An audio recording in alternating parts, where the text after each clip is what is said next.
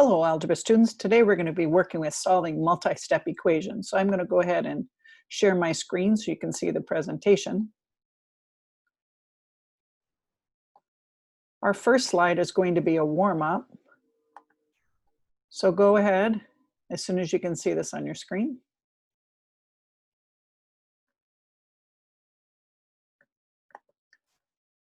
Go ahead and pause the video and try each of these warm-up problems.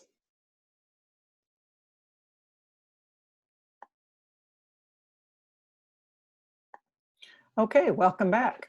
So let's go ahead and go through each of these. The first couple problems is just simplifying. Remember, we're using PEMDAS here. We're going to work with parentheses, exponents, multiplication, division, addition, subtraction. So if I look, I have parentheses, but there isn't anything to simplify inside the parentheses, so I can't really do anything with that. So it looks like I have some multiplication right here. So that looks like what I'll have to work with first. So I'm going to work off to the side here. So I'm going to write down, I have my 6. This is multiplication, so I'm going to multiply 2 times 3. So minus 2 times 3 is 6. Remember, we've talked about this in class this week. When you have two negatives together, it's the opposite of a negative, or a not, which turns into a positive. So now if I read from left to right, 6 minus 6 is 0. 0 plus 4 is 4, should be our final answer in the first problem. All right, the second one is some work with the distributive property that we worked with in class yesterday. So I start by distributing this number on the outside to each of these values on the inside. So first I will have 3 times negative x plus 3 times 4. All right, so if I multiply 3 times negative x, that's a negative 3x. Negative times positive is negative. Plus 3 times 4 is 12. And remember, when you're simplifying, there's no equal sign there. So this is our final answer. All right, the second group of problems is just a review of solving a simple equation on number 3. And I'm going to rewrite it over here so I have a little more room. I have x minus 8 equals negative 11. So I start by, I'm trying to get this x by itself, so it's this 8 that's in the way. So I'm going to add 8 to both sides. And I get x is equal to negative 11 plus 8. So if I'm at negative 11, the number line, and I climb up 8 units, I'm still going to be in the negatives, and I'm at negative 3. Okay, on number 4, we have x being divided by 5. To undo division, we use the inverse operation, which is multiplication. So I'm going to multiply both sides by 5. And I get, remember these 5s are going to cancel, I'm left with x equals 30 times 5, which is 150. And remember, with these, we can always double check. Let's see, is 150 divided by 5 equal to 30? Yes. So I know I did it right. All right, our next slide. Maybe. All right, I would like you to copy these down into your journal. They should go on, if I can move this part of my screen out of the way, we can see what page. They should go on page 9 of your student journal. So go ahead and pause the video and copy these down into page 9.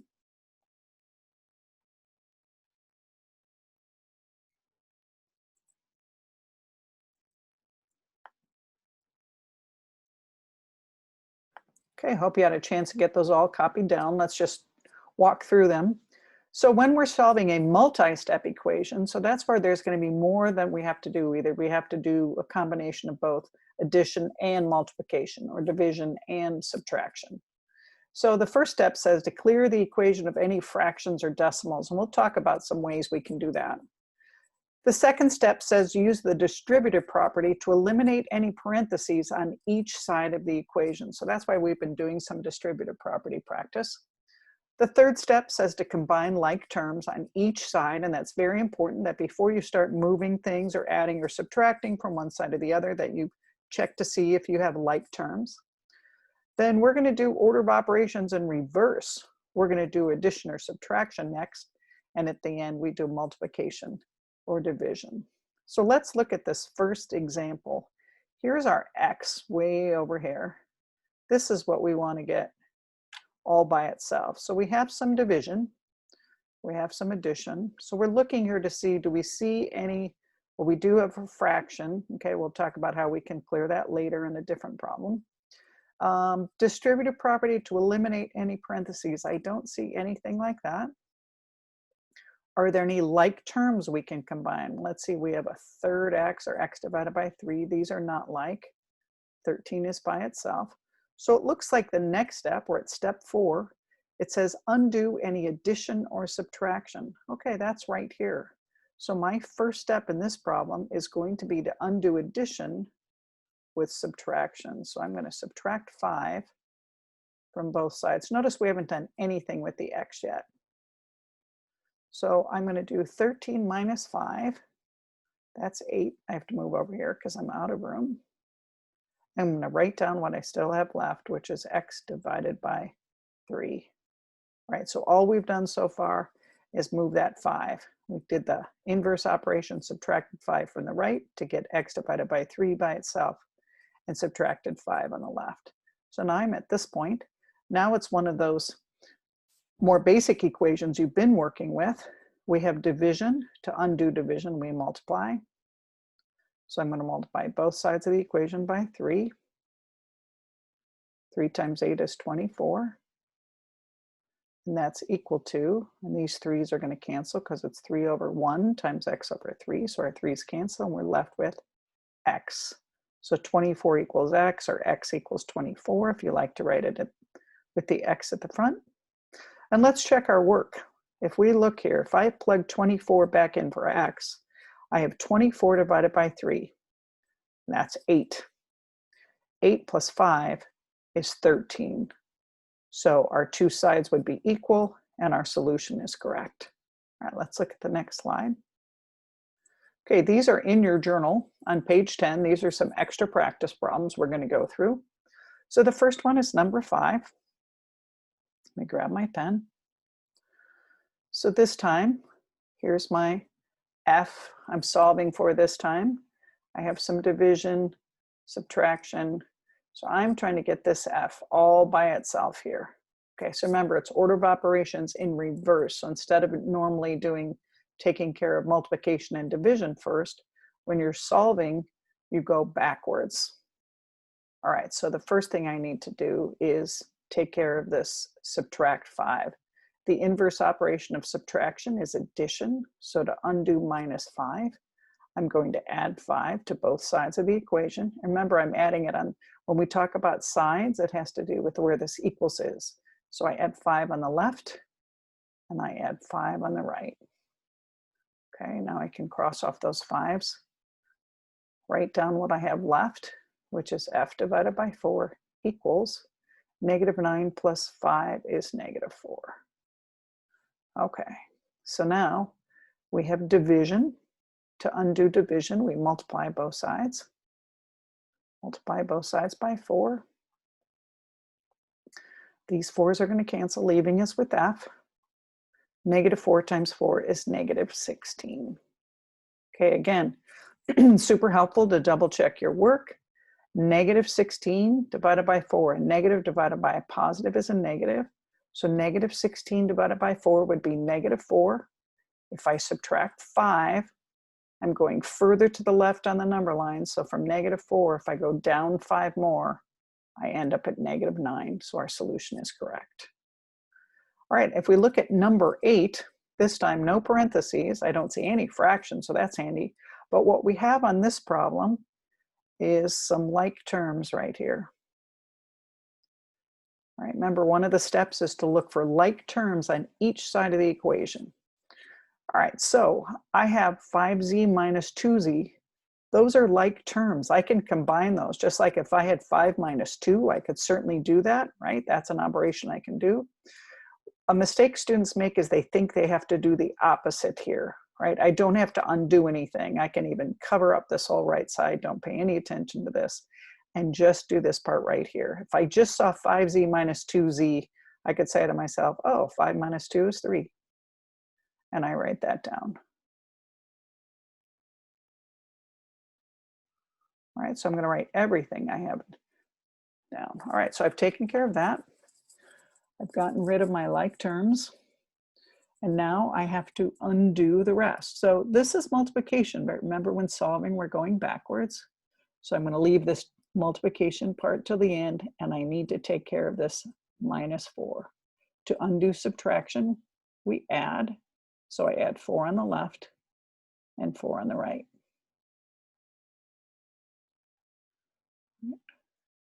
Bring down what I have left, which is 3z, is equal to -7 plus 4. So again, if you're on a number line at -7 and you climb up 4, you're at -3. Okay. Now we have multiplication. To undo multiplication, we divide. Remember, when you're dealing with multiplication and division, you're not doing the opposite because you're not trying to get a 0, you're trying to get 1z. So the way to get a 1 is to divide by 3. 3 divided by 3 is a +1, so I'm not dividing by -3. I'm dividing by +3 on both sides because that will leave me with 1z.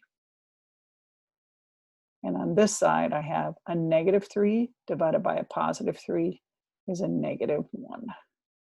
Okay, again, we can double check our work, and I'm going to go ahead and do that.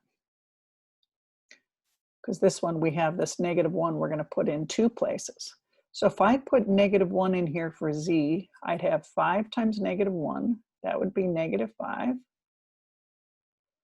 minus 2 times -1 would be a -2 minus 4. And I want to know, is that equal to -7? That's our question. That's our check that we're doing. So let's see, we have -5. Remember, a negative turns into a positive. So we'd have -5 plus 2 minus 4. And again, I want to know, does that equal -7? All right, so I'm going to simplify and check. -5 plus 2, I'd climb up 2 from -5 on the number line. So I'd still be in the negatives at -3 minus 4. Okay, so now on this side, -3 minus 4, that means you're down 3 in the number line and you go down 4 more, you'd be at -7. And since -7 is equal to -7, we are correct. All right, let's look at the next slide. Okay, this time we get to use the distributive property. So I'm going to grab my pen.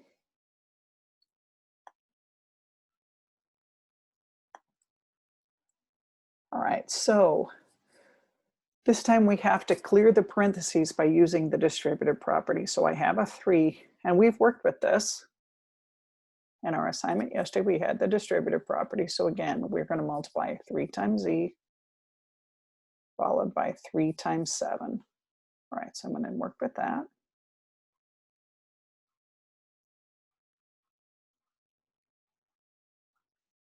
I don't know why it keeps doing that. Oh, I think it's me hitting the next thing on my pen. 3 times 7 equals 21. All right, I'm going to do this. 3 times z is 3z plus 3 times 7 is 21. Okay, I keep going. I have a multi-step problem. Remember, I'm trying to get to this 3. I save this multiplication for the end, and I deal with this addition first. Subtract 21 from both sides. All right, so now I have 3z, bring down what I have left, equals 21 minus 21. That's 0. Now, some students get to 0 and they think, oh, no solution. But 0 is a number. We can keep going. So I'm going to still do the process I would do. We have multiplication. To undo multiplication, we divide. Remember, you're trying to get 1z, so divide by a +3. So I'm left with z equals 0 divided by 3, which is 0. Some students get that confused. And if you try it on your calculator, you can check which is true. 0 divided by 3 is 0. 3 divided by 0 is undefined. We can't divide by 0. And your calculator will tell you that. If you ever try to do something like 3 divided by 0, you'll get an error message on your calculator. All right, let's look at number 13. We've got lots of parts on this one. So I have parentheses. I can't combine the like terms, but I do have some distributive property. And I'm going to switch pen colors here so it doesn't run into that other problem. Oh, your pen. Maybe. Let's go blue. Okay. So I'm going to write down 33. I'm not doing anything with 33 yet. I'm not doing anything with 12R yet. I'm leaving that alone. Okay, but I need to distribute this. And you can either put down the minus and then remember that you have to distribute both of these. I like to think, okay, this goes with this number. It's part of it. I'm really distributing -3. So I'm going to do -3 times 9, which is going to be a -27. And I'm doing a -3 times a -r, and a negative times a negative is a +3r. Okay, so again, we were distributing -3. Negative times positive is negative. -3 times r, and negative times negative is positive. All right, so now I'm going to keep going. Oh, look, on this side, remember one of our steps is combine like terms. These are on the same side. If they're on the same side of the equals, right? Remember, we have this little squiggle here. If they're on the same side, I don't do the opposite to combine them. I just combine them. So if I just encountered something where it said 12r plus 3r, I'd say, well, 12 plus 3 is 15, right? And I'm going to write that down. Equals 33. All right, all I've done is combined like terms. That was our step here. I'm going to write what we did. I don't know why my pen is suddenly going haywire. Combine like terms.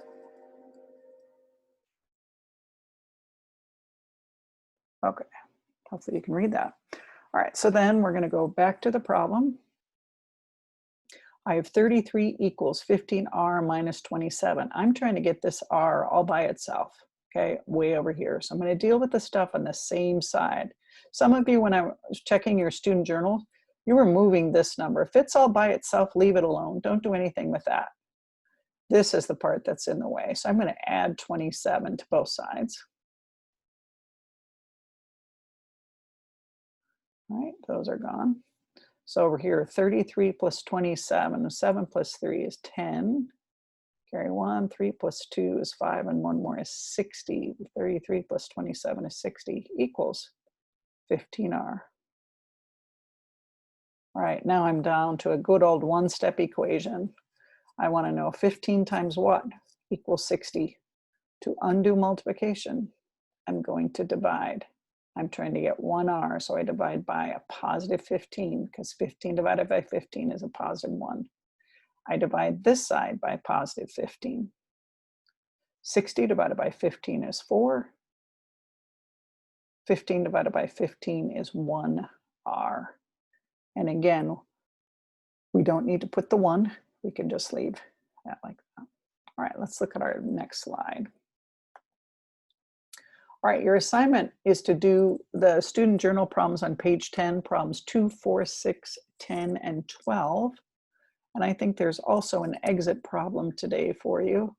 So if you're at home watching this, the other problem you need to do is number 14, or excuse me, yeah, number 14 on page 11. So again, this is the assignment, 2, 4, 6, 10, 12, and then it looks like I added problem 11. All right, good luck. If you have any questions, you can email me. Good luck.